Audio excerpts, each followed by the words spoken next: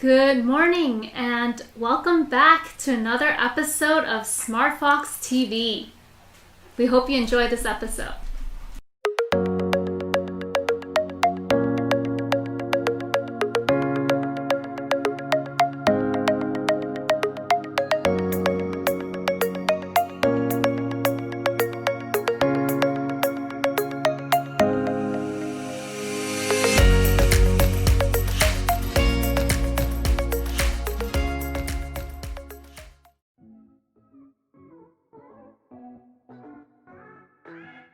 This is Tracy with your national news. First up is some scary news that turned to good news, where in Fort Lauderdale, Florida, firefighters responded to an 80-year-old man who collapsed from heat exhaustion while mowing his lawn. The firefighters quickly responded after attending to him, and his recovery began to mow his lawn and complete the job for him. The man was so appreciative and they ended it with a photo op. Good to know there are good people helping those in need. In another story with firefighters, the fires in Northern California that have led to requests for a major disaster declaration tied to the creek fires and more were originally rejected, and now President Donald Trump's administration reversed the rejection to California's request. In the meantime, a firefighter had some surprising experience as an owl flew into the cockpit to the helicopter that was on a mission dropping water over the creek fire. The pilot from the Sky Aviation said that the owl had flown through the window of his helicopter and was looking straight at him. It was like an unexplained miracle. Maybe the owl was escaping the heat from his home, and maybe he just wanted to thank the firefighter who was helping to save his home.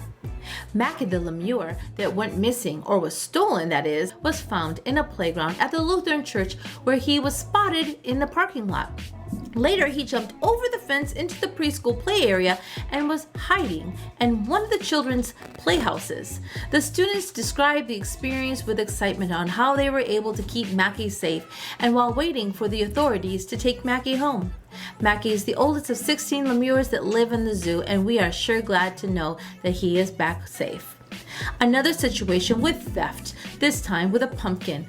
Often when you think of pumpkins being stolen, you think of a teenager grabbing it in the night. But in this story, we have a pumpkin-stealing bear. In New Jersey, a woman has spotted a black bear picking up the pumpkin with its mouth and trotting off with it, playing with it, and then later finding a place to sit and eat it. She had thought all along maybe it was squirrels that was nipping and taking her pumpkins, and come to find out it was actually a bear. Sounds like maybe all of these animals are actually telling us something. They could be telling us that their homes are in danger and we need to help them. Or maybe they're just looking for and hoping they can find a voting box. That's all for national news. Good morning, everyone. Kim here, and today I want to cover phrases in Japanese. As you may know, I have big ties to Japanese culture, language, and people. When I was younger, I studied abroad there. So there's a lot of terms and phrases in general that I have come to like and cherish in my life. And one of those phrases is ichigo-ichie. So ichigo translates into one time, while ichie translates into one meaning. So in general, this can be translated into for this time only. But for a way that's very familiar to you, once in a lifetime. The importance of this phrase is to remind people that when you're with a person or you're with a group of people, that moment and that time that you have with them can never be repeated, so that you should cherish that moment. Even if you go back to the same place at the same time with the same person or the same group of people, what you had before can never come back. Thus, you should cherish the time that you have with them and that moment in particular that you had with them, which all ties back into the meaning. Each moment is a once-in-a-lifetime experience. So each moment is a once-in-a-lifetime experience. Ichigo-ichie. Thanks for joining me for this segment on phrases in Japanese. Have a good rest of your morning. Good morning, everyone. Kim here, and now it's time for a pop quiz. What president is on the $20 bill? Is it A, Abraham Lincoln, B. Ulysses S. Grant, C. Thomas Jefferson, or D. Andrew Jackson? Stay tuned for the answers. Good morning, everyone. It's time for some more good news.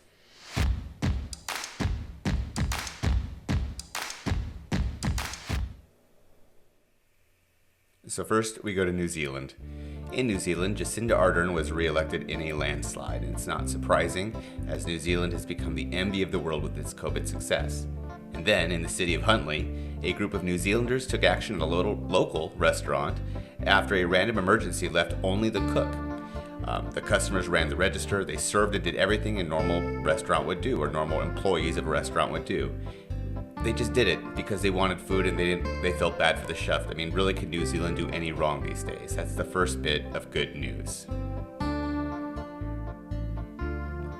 Going over to Georgia, a 12-year-old boy, Kaleb Anderson, just finished up his first year of college. Yes, that's right, his first year of college. He's 12, he's studying aerospace engineering, and he's on track to graduate within 2 years. He ultimately plans to go to Georgia Tech to continue studying aerospace engineering at a higher level. I don't know, after that, might I suggest astronaut, president, anything? I think this kid's gonna run the world someday, definitely. Well done, kid. Great news. In Peru, archaeologists have discovered an addition to the famous Nazca lines, a giant 120-foot-long geoglyph of a cat. The massive design has been dated to the late Paracas period around 2,000 years ago. Other geoglyphs in the area include monkeys and plants, but this cat predates most of them. Even 2,000 years ago, people were still obsessed with their cats. I guess this is good science news. In Texas, a 14-year-old has won a $25,000 prize, the 3M Young Scientist Challenge, for her work on a drug that could potentially stop the function of a protein in COVID-19. She started with a database of over 698 million compounds, and then from there, she narrowed down her molecule using computer programs. The winner, Anika, I'm going to butcher this and I'm sorry, Chebrolu, credits her grandfather, a chemistry professor, in helping her develop a love for science. This is awesome as a science teacher because it's students like this that are going to help change the world for the better. This is great news. Going to our friends up north in Canada, an 8-year-old boy has become the first Canadian to undergo gene replacement therapy for his blindness. The child, who is diagnosed with a rare condition that affects about 1 in 4,000 Canadians, went through a process that takes a copy of a healthy gene and places it into an inactivated virus, which is then reintroduced as a vaccine. It's obviously much more complicated than this, but in the end, each time that they do this, they get a little bit better and the whole process gets cheaper. Right now, this treatment costs about $1 million, out of reach for most people. But with more time, it gets better, and for this is great news.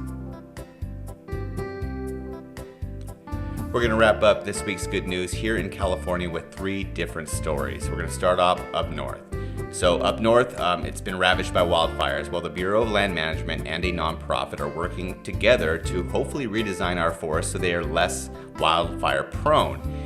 The way they're doing this is going back against a tradition. We used to go ahead and plant forests in nice rows, even columns, and fairly close together, so that way there's not a lot of brush to grow underneath it. The idea being that the brush won't catch on fire. Well, we're finding out this year especially that it's not the brush we're worried about, it's all the treetops that are catching on fire, and because they're all close together, they're spreading really fast. So the idea is to plant them more like Europe, several different types of trees together in clumps, but then spaced out between other clumps so that way they can't spread so fastly. Here's hoping this works because California desperately needs wildfire help. That's the first bit of good news. Number 2, in Los Angeles, there is a new member of the firefighting squad, or just the fire department, I guess you can say.